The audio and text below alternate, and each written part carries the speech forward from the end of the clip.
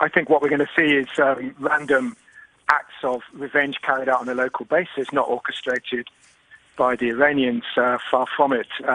Actually, this is, I think, probably spontaneous actions by people and militias and even perhaps individuals on the ground, certainly as far as Iraq. I mean, it's breaking news, as you say, about the issue in Kenya as it is in Baghdad. But certainly, of course, if it's ISIS that has carried out this attack in Kenya, of course, ISIS is one of the organizations that will be celebrating the death of this Iranian general, because it was the Iranian general, remember, in Iraq and also in Syria who pretty much devised the strategy on the ground, ironically in conjunction with US airstrikes, which, of course, in Iraq and Syria... Soleimani was operating shoulder to shoulder with the US against ISIS in Syria.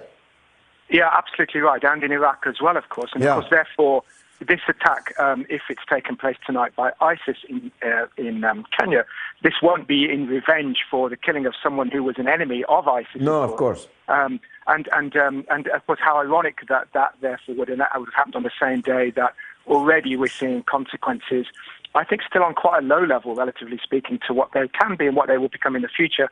The geopolitical consequences that are starting to become apparent, surely even to the American government, as to what its consequences are. And one of those consequences today is that the anti-IS Islamic State coalition in Iraq has suspended all of its operations because it now has to give all of its resources and devote its troops and so on to protecting their own bases against the Iraqi people and militias because of this drone strike. And so consequently, you've got a situation now where already anti-ISIS operations are being hampered by this strike. You've got actually Iran, of course, has today announced its suspension of all cooperation in respect of the nuclear deal. You've got the Iraqi parliament today having voted to expel US and indeed all foreign, including UK, forces from Iraq and to ban military flights from its airspace. And all of these, I think, are just the start. This is all in just one day.